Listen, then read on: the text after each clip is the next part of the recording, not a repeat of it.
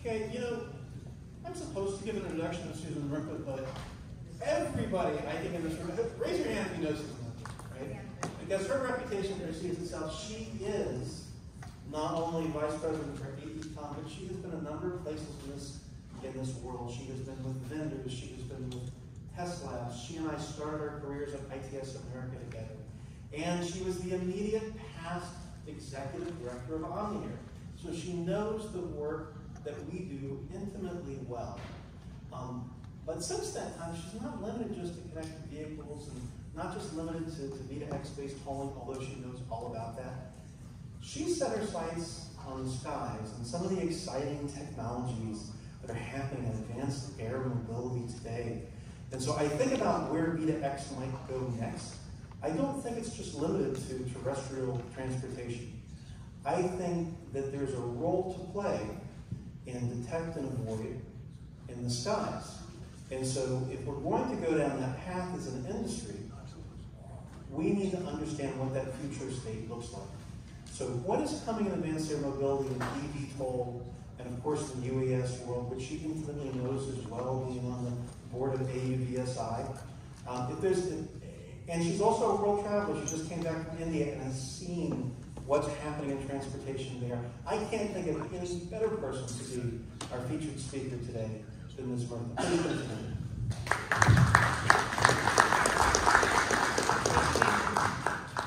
Jason's like the king of leaving these warm introductions. He's amazing in that regard.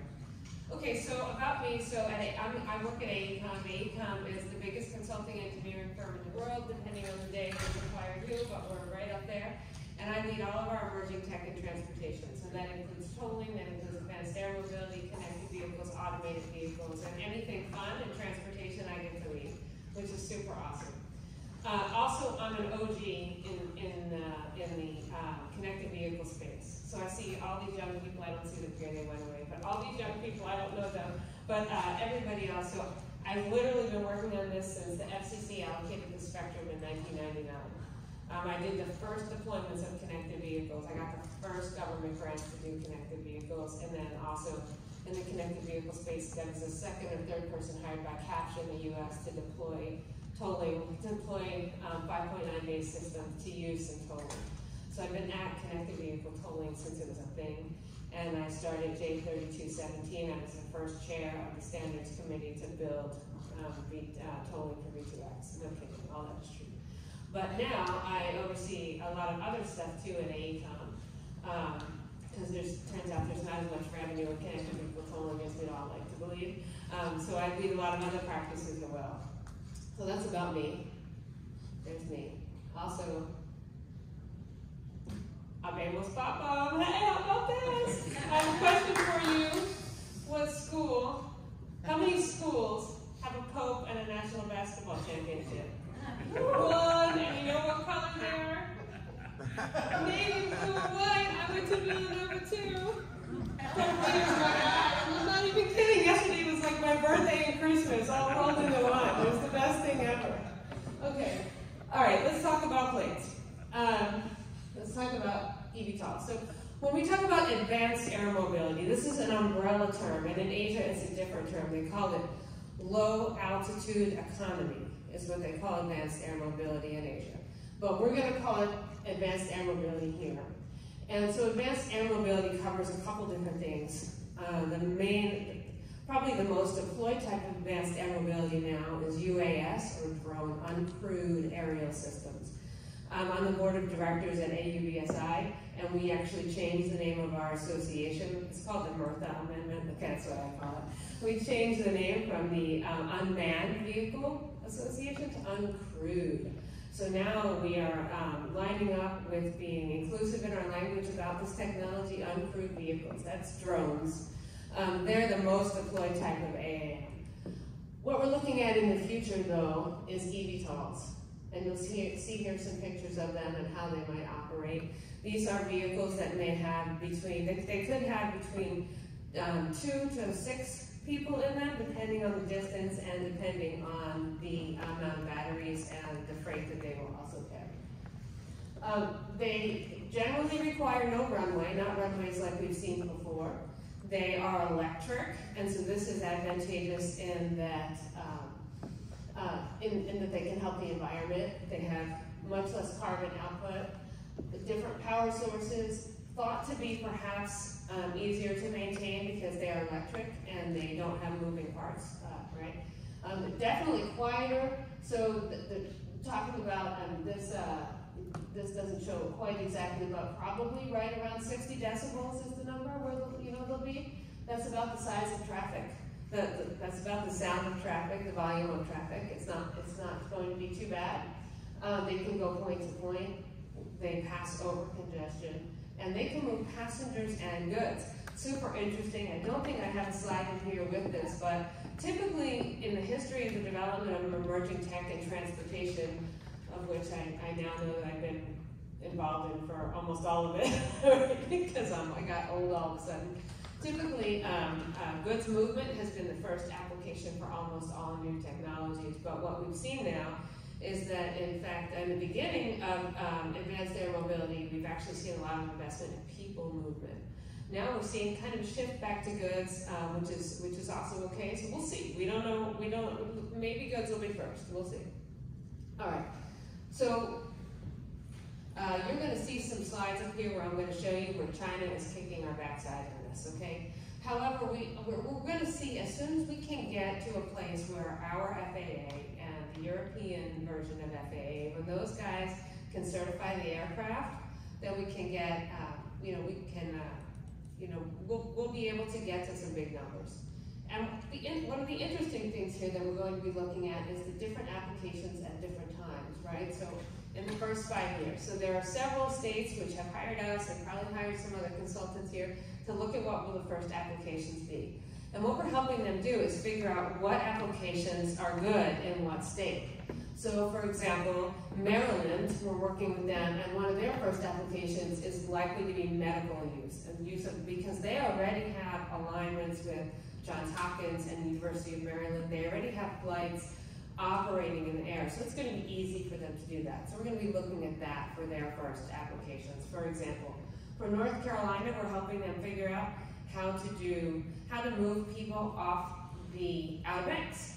Super interesting because their ferries are actually starting to shoal there. Shoaling is when mud comes up underneath the boats and they can't move the boats really easily around. So how can we help them augment their transportation system? So we're going to see it's going to be like that. What are the easy things in first, and I'm going to show you where some of the easy ones are first. We're going to talk about so these are still going to be priced at a premium service, 5 to 10 years. And not until 15 years until we probably have rideshare type applications, maybe longer than that too.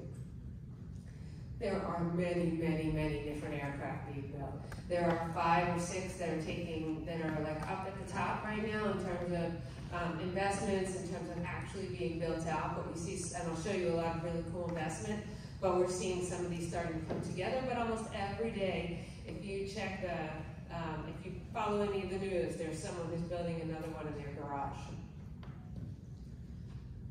These are some of the top ones. Realizing maybe it needs some darker on the slide, huh? It's a little darker font here, but Whisk is a big one. Supernal. So here's something interesting. Supernal is Hyundai's advanced air mobility company. And so Supernal, they've been vocal about being around. They could go 37 miles. These are miles, probably should have labeled that too, huh? Miles that they can go. So when we look around SunTrax, these are sort of the areas we can serve as we work with each different manufacturer. We can cover the whole state of Florida. This is no small thing because let me tell you, Florida has the second largest aviation market in the country. Anyone know what's first? Anyone take a guess? It's Alaska. So I know, and so airports all along here. People come from all over the world to take flight lessons in Florida because there are airports all up and down the coast here and with smaller planes. Because it's hard, we don't have high-speed train. We have Amtrak twice a day. It comes through the middle of Lakeland if you're staying there, and no, John's like, no, I've ridden on it. It's a crazy train, I'll tell you what. It's cheaper to fly. So people who take Amtrak, and I love trains, it's a whole other breed of people who are taking the train up through the middle of Florida. There's no way to move. is the point. And this is an incredible opportunity here in Florida to be able to do this kind of work. And it looks like we can cover most of it with what we have. Okay, so who all is in? Who's involved in this? So here we can see that this is, so, working in automation, I've seen a slow uptake of automated vehicles. Finally, Waymo is kicking in. Waymo has announced a 80 to 90% improvement in safety over human drivers using automated vehicles, right? That's been some recent announcements. I think that was their 33 million mile announcement was an 80% improvement in safety, which is huge, right? So we finally see partnerships and uptake in robo-taxis and automated vehicles, finally. And so we saw that already with advanced air mobility and investment in eVTOLs, which is super exciting to me. We saw super slow, the curve was much slower for automated vehicles than this fast curve we see for eVTOLs. So really, these are being tested, purchased, Delta has bought some, United, Virgin Atlantic, but these numbers are a little bit old, so I suspect these are even bigger. So we see huge investments from existing manufacturers, which is a big deal, which is how I know this is real. Later in time, we saw a huge investment from the freight industry, from goods movement. Also super exciting. And we see all the big names, and this is global, by the way. And in Europe, we have a big investment from Bristow.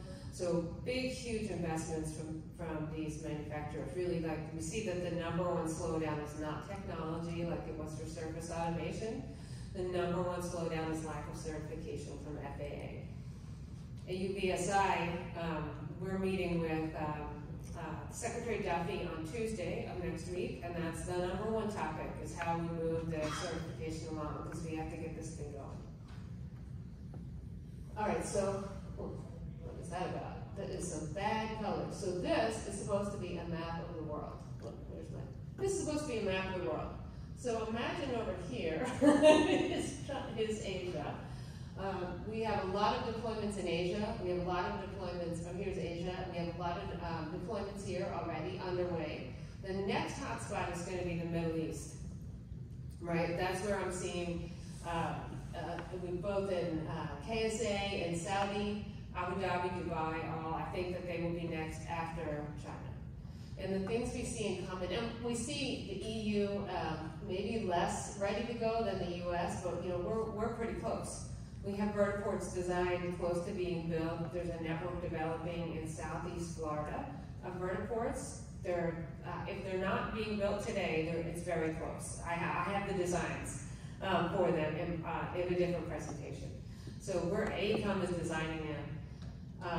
The problem is the certification. So when we see these pop up, the thing that's in common with Asia and Middle East, with our friends there, is that they are maybe that they are able to, let's see the polite way to say this, they're able to move the certifications through faster than we can in the US. Super interesting. Maybe it's because our FCC is that we don't, our FAA doesn't have enough people, it could be that. So we're hoping to be able to move that along, because we're actually losing competitive space in these countries that are already underway. So I wanted to throw up, when I do this presentation, it's not typically at a DOT. So I get to explain sort of the other agency experience with regard to this. We see GDOT just put out an RFP for FAA support. Caltrans had one, North Carolina, that's what we're doing. As NCTCOG has already done preliminary studies, so I'm not going to read them all, but many of the states already have their studies underway and already have their teams in place to do planning and to figure out what are their applications going to be. Here's where I show you where we're getting our bottoms kicked. So this all started when I went over to Hong Kong a couple years ago. Maybe it's my fault, maybe not. And I showed them this really cool technology called eVTOLs and advanced air mobility, and like a year later, they're doing their first pilot across the bay. This was an uncrewed vehicle across the bay in Hong Kong. And so, they're ready to go. And so and so here are some of their vertiports. You know, they're really looking to cut a lot of times. I have some times that I'll show you that they're looking to achieve. Right now, the certification is specifically for eVTOLs in China is, I think it's 5-minute flights, and the application is for tourists. Super interesting. Go back one more. I don't think I have the times here, but they're looking to cut like 20 or 30 minutes from driving across the bay in Hong Kong. You know, there's a lot of bridges and a lot of traffic across those, and they're hoping to be able to cut all of that time from crossing all the water. All right, so you'll see a lot of different vertiports designs. So one thing I love about our practice at AECOM, where we're working on advanced air mobility, is that it actually started with our architecture team, and which is very cool because they won the design for OBL to do all the vertiports, and I wanted to do it on the surface. So I got to hang with them and learn everything there is to know about it, and that's how we started winning some of our contracts with the states. And so what that matters to me is that I've learned everything there is to know about vertiport design, which is very cool.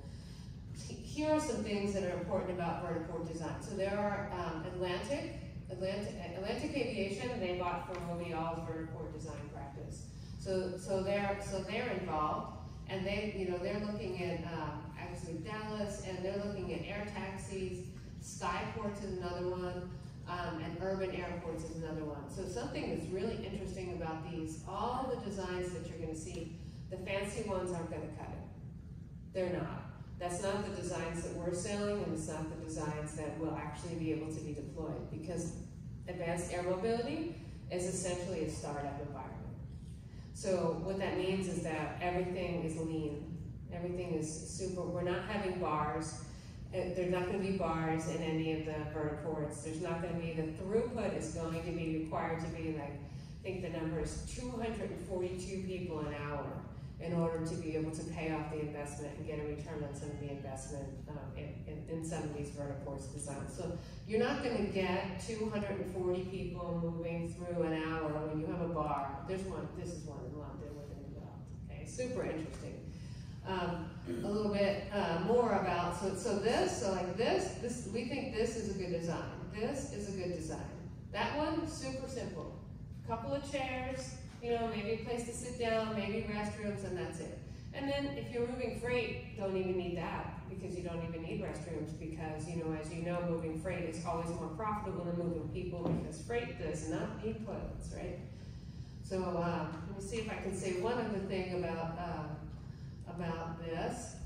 The thing, I'll talk about where we're going to do. So the question then becomes, where are we going to find 240 people an hour to move through? And that's going to dictate some of our next discussion. Oh, we're going to talk about, well, first we're going to talk about applications, then we're going to talk a little bit later about where and why.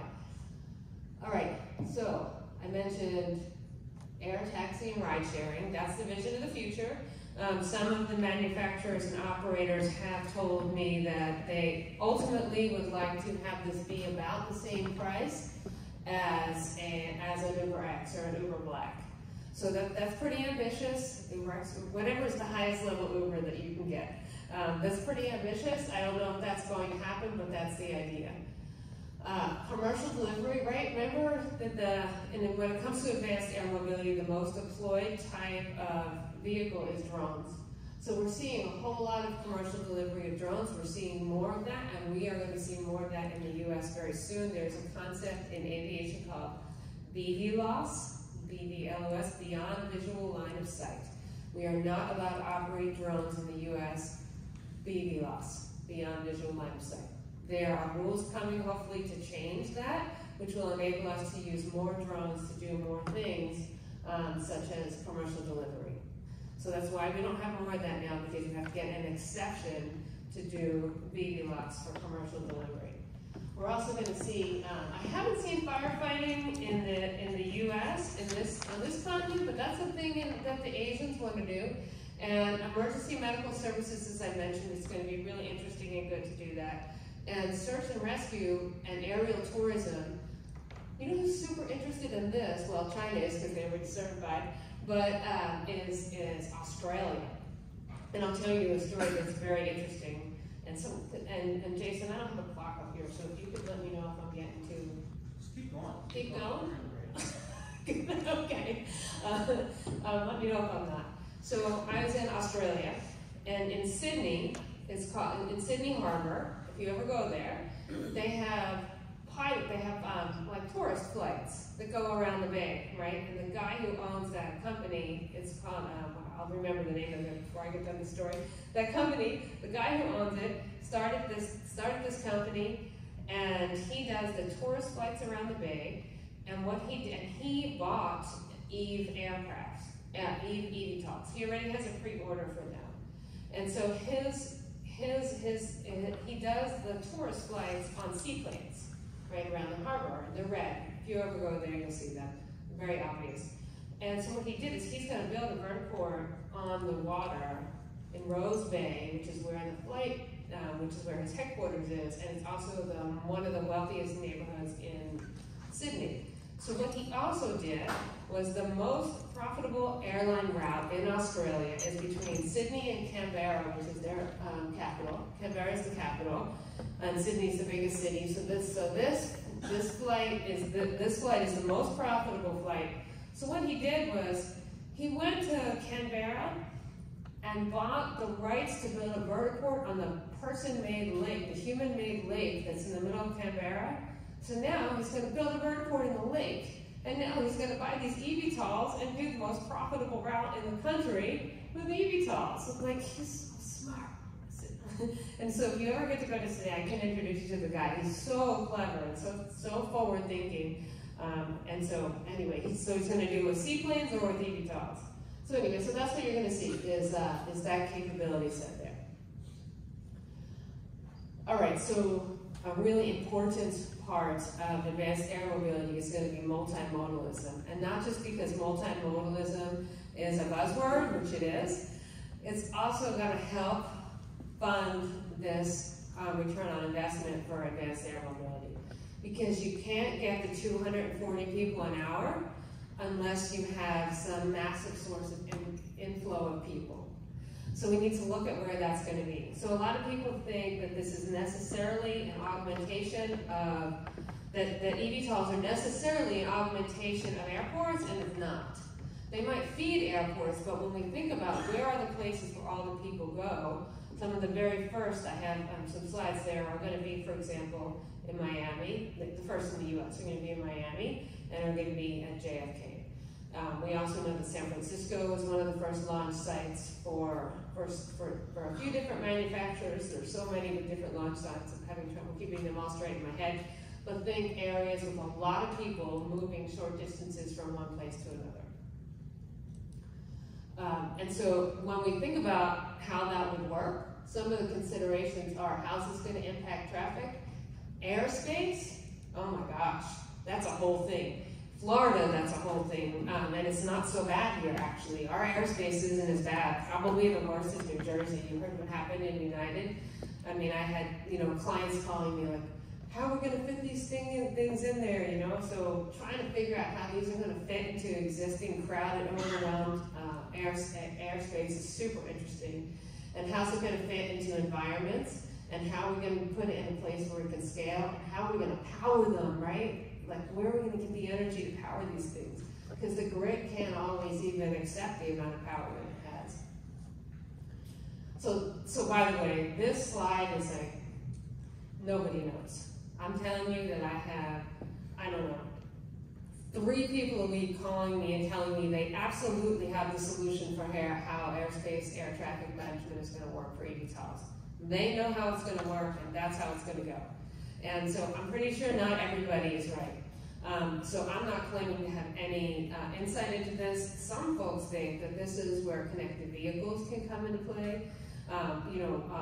Walt Fair, I don't know, he's another OG connected vehicle guy from back in the day at US DOT. He's working with an eVTOL company in Detroit, and they're trying to use DSRC to do communications between eVTOLs and drones. Super interesting. Who would have thought of that? So he's working on that. There are other people who want to build out, digital infrastructure. And by the way, I don't know what digital infrastructure is. That's another made-up thing. that, you know, a term that like has like such a, right? Am I wrong? It could mean anything, it could mean everything, maybe. They want digital infrastructure for eVTOLs, and I don't even know what that is, so I think people are just making stuff up now. I don't know. I don't know. But, you know, maybe some combination of radar, LiDAR, comms, something, you know, it's super, super interesting. It could be that the vehicles communicate between themselves, you know, that they don't even need ground communication at some point. I don't know. US DOT friends are telling me that they are 100% sure that 5G tilted upwards is going to be enough to provide enough communications bandwidth to be able to do comms between planes and between planes on the ground. So really this is all up in the air, I don't mean that pun. I mean, everyone has a very strong opinion, so we're going to see. I'm going to see, I'll let you know how this shapes out. Oh, here, good, I have a slide on timing. So when we look, so this, I haven't seen one of these for the US, so when I do, I'll share it. But I like this slide a lot because it shows the travel time savings, right? And this is Hong Kong, and you know, in super crowded areas. I mean, you're reducing half hour, and you know, here's an hour reduction in time savings. Those are big numbers, so I like that. Okay, how is everybody doing this? Let's talk about how we would build a vertiport at an airport, because I'm gonna do my basic fundamental aviation lectures here, okay? Because I don't really know what I'm talking about. I just learned this last year. When we build an airfield and when we design an airport, basically the experts on my team figure out which is the best place to put the takeoff and landing based on historic prevailing wind direction. So you want to, I think I'm going to get this wrong. You want to be fighting on the takeoff, and you want to be with the wind on the land, right? Well, people are not. I got it right. Sometimes that happens. So what that means then, if you have a vertiport in an airport, that necessarily the only airspace that's left is crap, right? Because basically you're going to be fighting the winds for crappy airspace, you know? So it's that's a real challenge, especially in places like Newark where it's super, super crowded, all the airspaces. So we're having to do like these, we're looking at building the vertiports just off, like a mile away, and figuring out a way to integrate that movement, maybe with an automated shuttle, and how we're looking at this with some of the airspace. So super interesting, and maybe at lighter air, you know, at airports with fewer flights, fewer people, maybe you can put them right on top. But that doesn't seem likely at this point. Also really important here is rotor downwash analysis, and that's something that we do to make sure that the wind coming down from the rotors isn't going to be impactful on other aviation and other aircraft coming through, or other surface vehicles. Okay, so here's a vertiport layout. I mentioned a little bit about the design. One of the things that we're looking at for our design is to make it flexible and expandable. So we've designed, these are called a FATU, is a final approach and takeoff area, there's that, and then the thing is going to have to, eVTOL is going to have to taxi over to here, to the basic area, and we're trying to make them modular, because our thought is that at vertiports, this is not at an airport. This is an off-airport vertiport. I showed you airport, this is off-airport. Is that these may expand. So we're proposing these designs that are modular and building out areas and building out flat space where our clients can expand as necessary and as it makes sense for their business model. So here's some really interesting configurations in here. You know, we also have rooftop. I think there's a lot of ideas about being able to land these on rooftops, which is a super interesting other discussion. Super challenging. Super challenging because the buildings weren't fundamentally designed to support, maybe they're designed to support a heliport on the roof. Maybe they're not. They're not designed to get that much power up to the top of the building, because being able to get, these are very power hungry aircraft, so they're becoming less power hungry, but they're still very power hungry. So how do we get enough power up to the top of a building that's just not designed for that? And then also, how do we have the safety equipment up at the top of the building to be able to manage battery fires, which is a whole other TED talk, right? And then The last problem with rooftop is the people, 240 people per hour. The buildings are not designed to move 240 people up and down elevators every hour, so this is hard. This is really a big challenge. You know, super interesting though, maybe a little less hard, are parking lots at airports. Those are a little bit easier to design for and to spec for. The interesting thing about that is, anybody know what the biggest revenue source at airports are? I'll give you a hint. It's parking. That's one of the biggest revenue sources. So if we have vertiports on the biggest revenue source, does it become, you know, a problem for their models? So super interesting considerations. I mentioned, this is a really nice picture that I probably should have had earlier. I mentioned about the crappy airspace. This is Denver, right? Like, see how all the airplanes are in that. So this is, this is where we propose the vertiport. It's sort of out of the way of the wind, and this is a nice picture because it kind of shows you, how the wind looks. So you have to kind of find a spot that's not, that's not in the way of the aircraft, but is also in good air. I mentioned expansion reduction. This is a big thing because tech changes, right? There's a lot of discussion about how do we build parking lots for automated vehicles. Do they need smaller spaces, bigger? Do we make the ramps bigger or smaller around it, right? So we need to make these, anything that we're doing needs to be adaptable to expand or reduce, has to be able to get a lot of power, has to have fire safety, security, and that's a whole other, we don't know how that's gonna work exactly. How do we make these compatible for multiple aircraft? So we generally start with the biggest aircraft that's being made for space compatibility, but are they all going to have similar power plugs, right? That becomes the question. Okay, I think I mentioned this earlier. Simplicity, speed, and convenience. In and out, really fast. That's what we're looking for. Talk for a minute about the FAA. So I probably have 5 more slides left for Kenda, so I'll learn if I need to go faster or slower. I'm good? All right. The FAA has really not been helpful.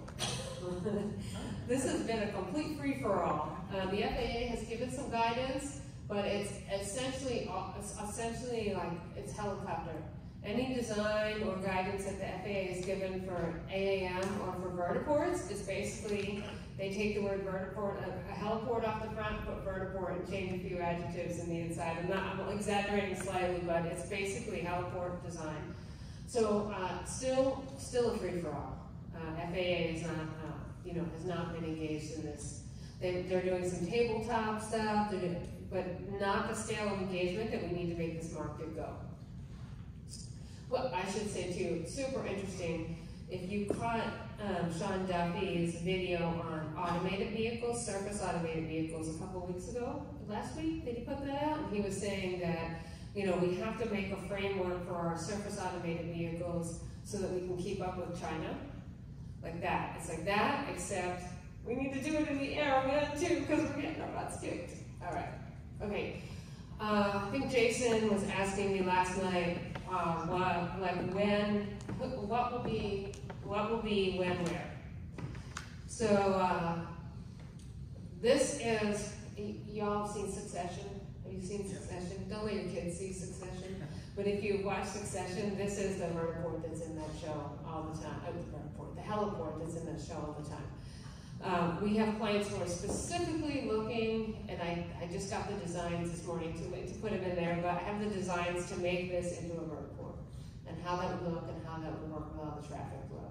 And so this heliport is located in southeast Manhattan in Seaport, and so the idea is that they could get 242 people an hour from Wall Street to JFK. Because if you've ever had to drive from Lower Manhattan to JFK, man, it's a bear. It's rough. And so is taking the train. There isn't good access. So this is an example of what could work. This could turn a profit. So this is exciting to our clients. I have a couple of slides about these, but I didn't, freight is another one. So, and freight with drones. So goods movement with freight is going to be different looking than people movement from JFK to Lower Manhattan.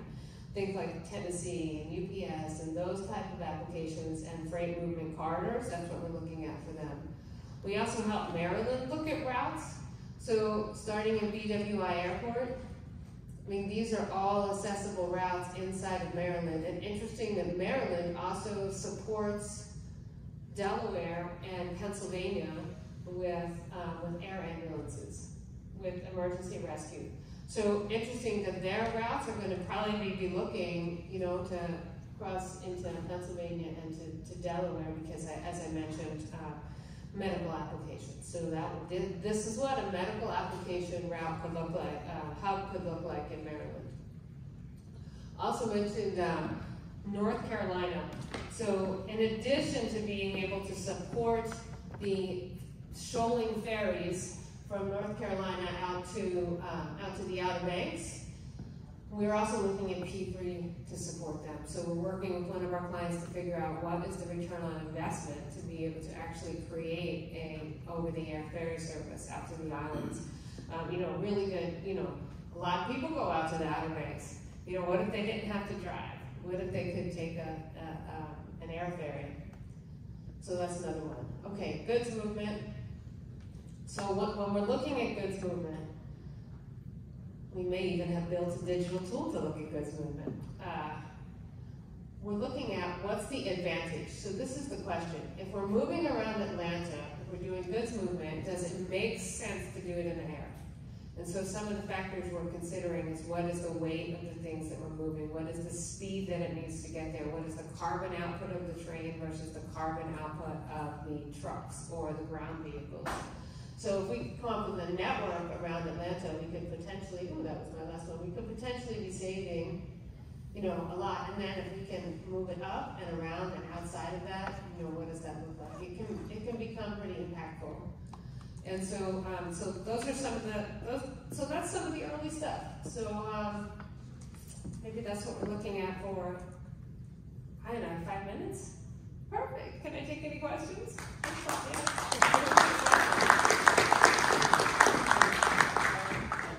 I'll start it off.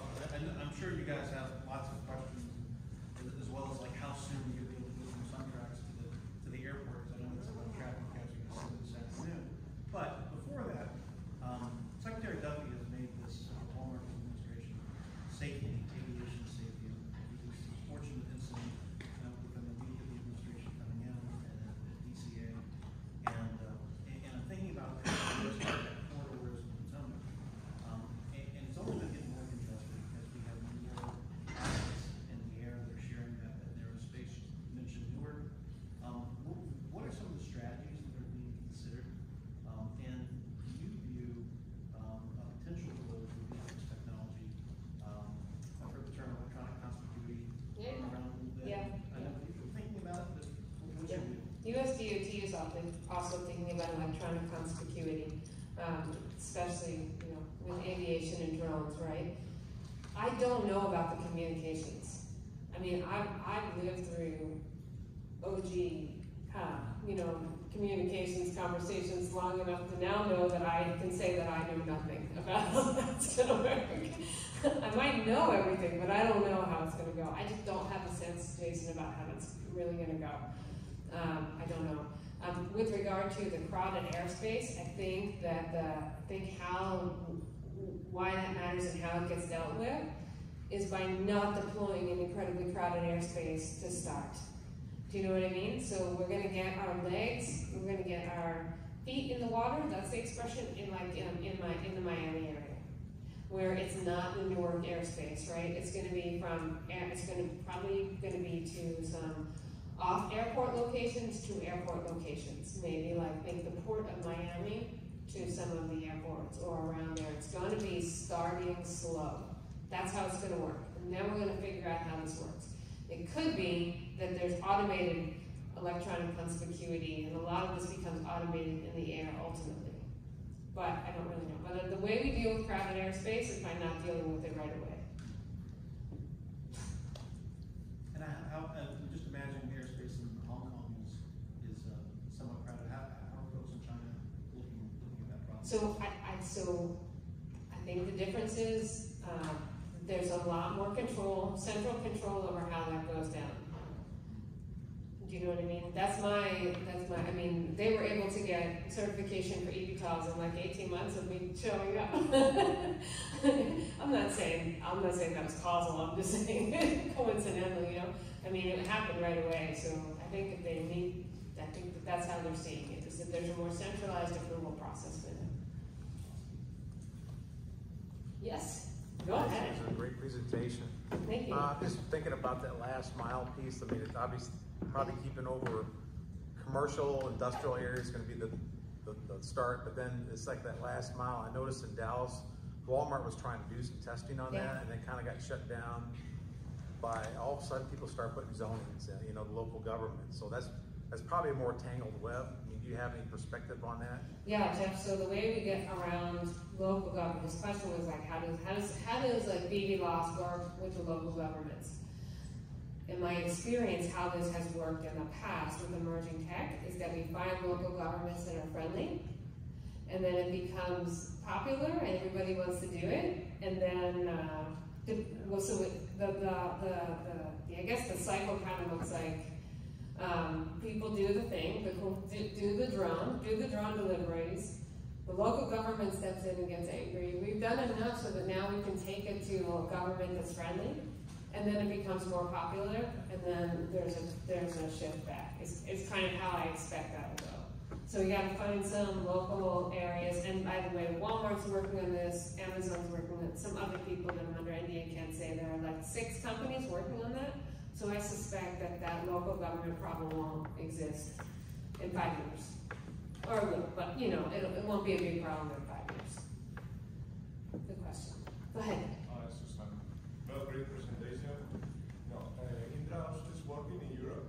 We are an ATM provider, management provider. We are providing also UTM solution for drones. We are working on vertiports, defining the operational systems, and we are also doing some of this testing, moving cargo between islands in Spain, some of the projects that we do for Europe.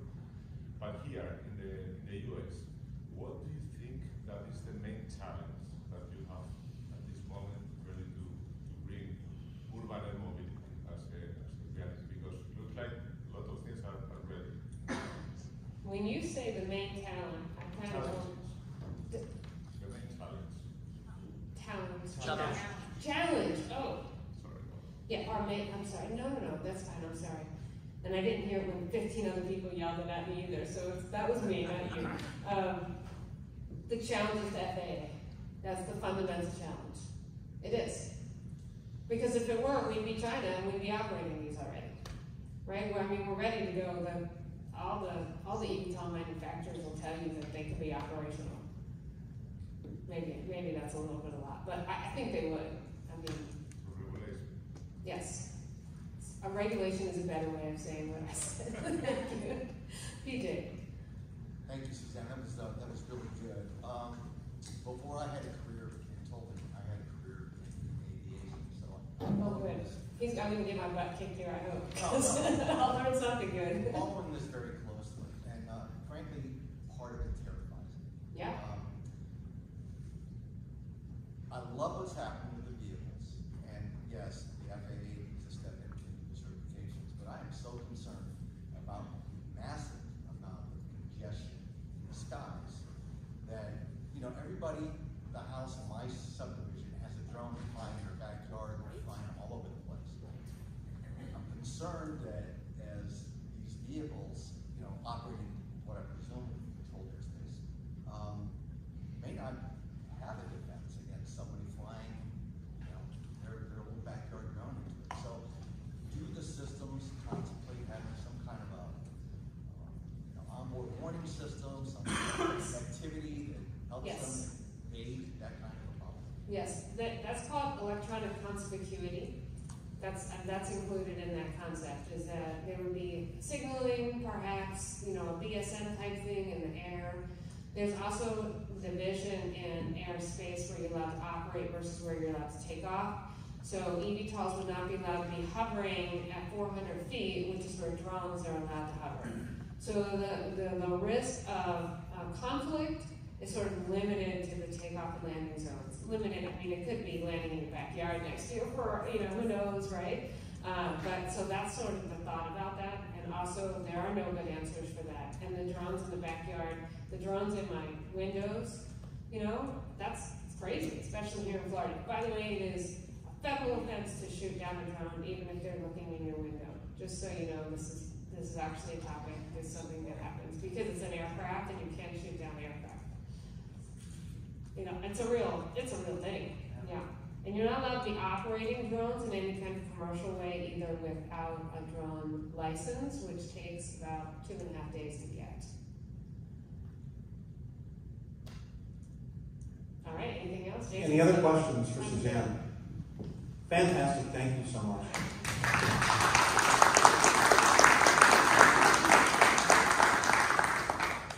Oh my goodness, every time she presents it gets better and better. So, we have for you one more panel, but I think in some ways it's the most important panel today because it is going to precede what you'll see this